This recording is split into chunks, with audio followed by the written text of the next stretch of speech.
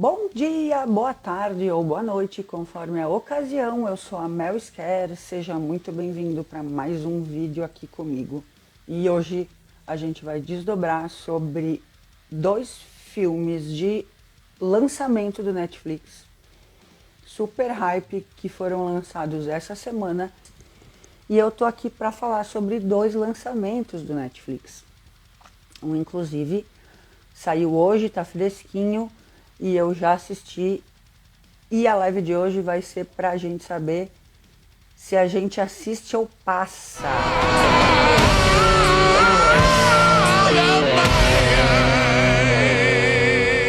E eu tô falando de qual filme, galera? Eu tô falando de Sweet Girl, ou Justiça em Família. Sim, é o novo lançamento do Netflix, que entrou então no dia 20 de agosto no streaming e hoje ocupa o primeiro lugar, gente. O primeiro lugar nos top 10 mais assistidos na Netflix. Ele é um filme que foi dirigido pela primeira vez pelo Brian Andrew Mendonça, que também produziu o filme junto com o nosso querido e já conhecido Jason Momoa, que aqui no caso, em Sweet Girl, ele é o protagonista, né? Junto com a Isabela Merced, que interpreta a filha dele. Bom, esse filme tá bem polêmico na questão das críticas. Daqui a pouco mais eu vou dizer pra vocês, assiste ou pula. É um thriller de vingança familiar. Vou falar aqui pra vocês sem spoiler, não se preocupem, tá? Dos dois filmes que eu vou falar aqui, eu vou procurar não dar spoiler. Esse aqui é um thriller de vingança familiar, onde o Momoa, né, o Jason Momoa, que interpreta o Ray, e a Isabela mandam muito bem, com uma reviravolta na narrativa muito interessante. Isso, na minha opinião, tornou o filme, inclusive, mais atrativo e sólido. Para mim, suficiente. Ele, inclusive, ofereceu para o Momoa um outro modo de condução, né? Esse ator, no caso, ele fez uma carreira incrível interpretando, por exemplo, homens rudes, sombrios, que fazem o que podem para sobreviver. E esse filme, necessariamente, ele não reinventa a roda, assim, mas, como eu disse, para mim ele foi suficiente, eu gostei. A história fala mais ou menos assim, conta a história do Ray Cooper, que é o Momoa, que busca se vingar de uma empresa farmacêutica, certo? Junto com a filha adolescente, a Rachel, que é interpretada pela Merced. Eles interpretam um roteiro que eu achei muito bacana, né? Que foi escrito pelo Greg Hurwitz e pelo Philip Eisner. Gostei. Bom, o filme tem algumas reviravoltas, como eu falei, interessantes. O caminho é um pouco previsível. Tem pistas falsas aqui nesse filme. E que muitas vezes podem deixar, tipo, óbvias essas evidências a quilômetros de distância. Apesar dessa história se desenrolar de uma maneira previsível, como eu falei, ele combina tão bem, achei que ele combinou bem com a estreia de um filme do Momoa, que é Road to Paloma, de 1999. Minto, esqueçam, não é de 1999, é de 2014. Ele dirigiu esse filme e eu me lembrei quando eu assisti agora Justiça em Família, que ele também produziu e protagonizou. Bom, ele foi... O Momoa aqui, eu tô falando um pouco dele, mas porque eu sou fã, né?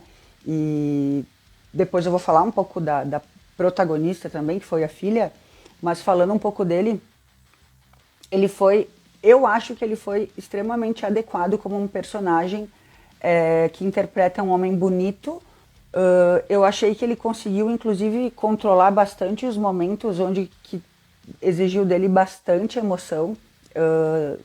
Não é o chão dele, né? E ele conseguiu mandar muito bem nessas horas. E nas horas de descontrole, eu só ficava pensando, imagina um homem desse, brabo, perdendo a paciência, arrebenta com qualquer pessoa. Bom, eu acho que talvez esse seja... eu acho que ele enfrentou bem e interpretou bem a realidade que ele viveu dentro desse filme, um diagnóstico que ele recebeu, né? E de um tratamento que foi omitido, vamos dizer assim, né? E eu acho que foi um dos melhores Momoas, assim, pra mim, porque ele foi muito emocionante, ele emocionou muito, eu chorei, se bem que não precisa muito, né? Mas ficou emocionantemente natural, ele foi carismático, ele certamente vai capturar o coração de mais pessoas, e sim, até o final aqui do que eu vou dizer pra você, sim, tiveram muitas críticas, mas também tiveram muitas pessoas que gostaram. Não posso então deixar de falar da Rachel, né, que é a Mendonça, a Mercedes, a Isabel Mercedes foi maravilhosa. Ela foi quem protagonizou a Batgirl no filme live action da DC com a Warner. E o que ela oferece aqui pra gente também é um papel de heroína, né? Se bem que eu fiquei pensando e realmente ela pode ser considerada uma heroína de ação, tanto lá quanto aqui. Ela fez um papel de bastante vulnerabilidade, mas ela conseguiu ganhar força nessa vingança, nesse plano de vingança dela junto com o pai, né? Foi uma adolescente que teve uma visibilidade muito grande e tá tendo uma atriz nova. Eu acho que ela tem tudo para dar certo. We know who you are. People are gonna come after us, aren't they? Tiveram umas coisinhas que eu percebi, tipo, para falar alguns pontos negativos, né? Eu vou falar alguns aqui, claro. Por exemplo, ela tá num filme de ação onde ela luta muito. E ela tá sempre de gloss, sempre de delineador, ela luta de brincos. Tipo, isso é uma coisa que eu falei, meu Deus, como é que uma mina que luta boxe arrebenta com a cara das pessoas e as pessoas quase dela e as orelhas continuam intactas, né? Mas acho que ela foi bem, acho que ela deve continuar trilhando esse caminho de desafiar projetos drasticamente diferentes, né? Porque Batgirl e agora tá atuando num thriller aí. Ela também, percebi que ela foi legal porque ela teve um papel carnudo também, ela teve tanta visibilidade e o papel dela foi tão importante quanto o do Momoa, então eu acho que vale super a pena, eu acho, tá? Apesar de que Rotten Tomatoes, para você que é mais crítico, né, que não deixa passar detalhes, o filme tem taxa de aprovação de 19% com base em 63 resenhas. O consenso dos críticos diz assim, olha, vou ler aqui. Sobrecarregado com clichês de ação e tropeçado por uma reviravolta na trama tardia. Sweet Girl desperdiça uma história potencialmente ressonante e algum trabalho sólido de suas pistas bem combinadas. O Metacritic fala também que o filme tem críticas mistas e médias e ficou com 46 de 100, com base em 16 críticos. Já a família de usuários do Netflix curtiu muito, achou que fugiu dos padrões dos outros filmes de ação e que por isso foi um bom longa de se assistir. Bom, pode ser que esse filme tenha parte 2, tá? Pode ser que tenha a Vingança em Família parte 2. Isso vai depender da visibilidade, da aceitabilidade das pessoas, mas o diretor já falou que se rolar ele tá dentro e vai fazer, sem dúvida nenhuma. Eu achei que o final foi bem sólido, assim, talvez não precisasse de um segundo filme, já que o primeiro, inclusive, sofreu essas críticas. O pessoal tá no hype do Netflix, né? O pessoal tá assistindo, tá número 1 e a galera tá gostando. Mas alguns críticos falando que é meio clichê, que desperdiçou a história, enfim. Minha opinião, assistir ou pular? Assistir. E esse filme aqui, A Sweet Girl, eu vou falar, para finalizar, de uma visão que eu tive, que talvez, eu não conversei com ninguém que pensou isso, né?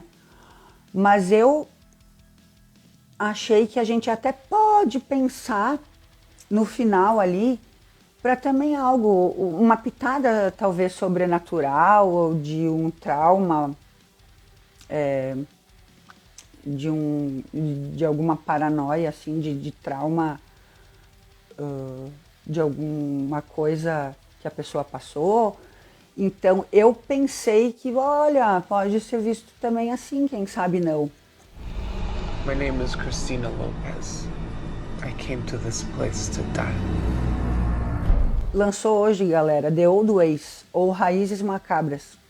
Ele foi dirigido pelo Christopher Allender e escrito pelo Marcos Gabriel, os mesmos realizadores do slasher Memorial Day, de 1999, esse de 1999. Esse filme aqui, Raízes Macabras em português, ou The Old Ways, lançou hoje no Netflix. Hoje de manhã já estava ali disponível para assistir. Ele tá fresquinho da Silva e eu tô aqui surfando nesse hype, trazendo para vocês esse filme de terror que lançou hoje no Netflix. Bom, esse filme de terror aí que eu vou falar hoje, ele é estrelado pela Bridget Cali Canales, pela Andrea Cortez e pela Júlia Vera. Esse é um filme de bruxas e de magias antigas. Ele se passa, né, numa aldeia mexicana, tipo numa remota aldeia mexicana. Ele conta a história de uma jornalista, a Cristina, que viaja para a casa dela, da onde ela nasceu, do berço dela, para relatar as tradições, as superstições arcanas. Só que as coisas não dão muito certo para ela. E quando ela acorda, ela está numa cabana acorrentada. Bom, esse filme foi desenhado a partir do folclore mexicano e mergulhou uns salpicos de metáfora. Ele apresenta pra gente, tipo como se fosse um conto de exorcismo, que assusta, sim, claro. Ele até que é assustador, vamos dizer, porque ele é ligeiramente minimalista. Ele tem sustos sólidos, tem bons trabalhos de efeito.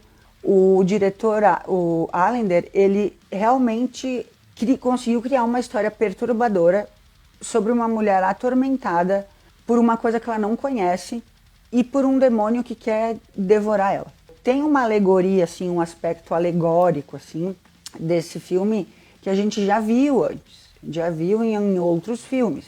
Mas eu acho, na minha opinião, que não funcione realmente dentro de um contexto dessa história aqui.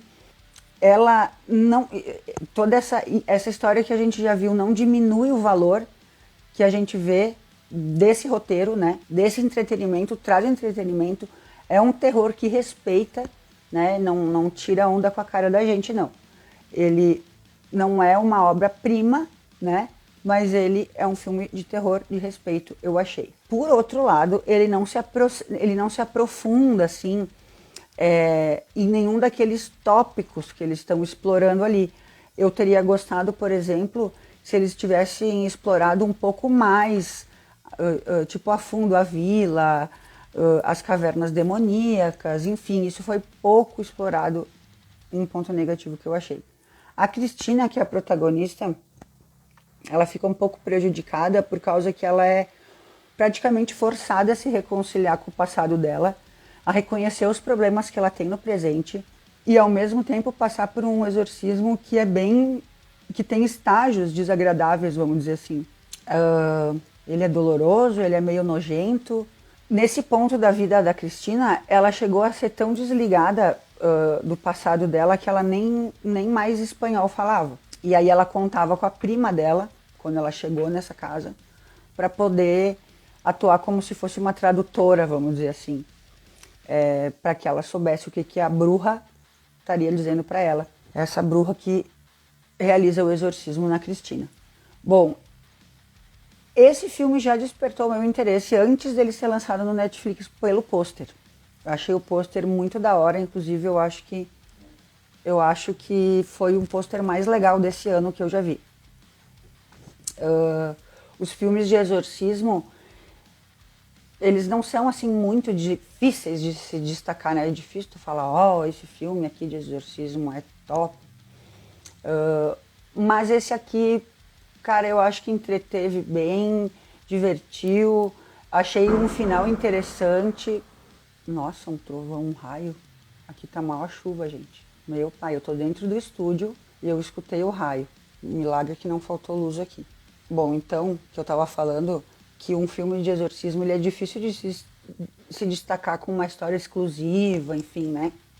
Mas eu acho que esse terror foi intenso, ele foi divertido, ele teve bons efeitos, ele tem uma narrativa legal, tem um final interessante, teve a avaliação do MDB, Rotten Tomatoes eu fui procurar lá e tem 100%, porque é só do pessoal que assistiu, ainda não tem dos críticos, eu não achei, pelo menos estava lá 100%. Então resolvi não botar informação aqui, mas já falei. Mas pelo MDB ele teve 5,9% de aprovação. A grande questão, assiste ou passa? Assiste, claro que assiste. Assiste, o filme é bom, é um terror, bem feitinho, não tira uma onda com a tua cara. Eu gostei e resolvi trazer para vocês aqui. It's what's inside you.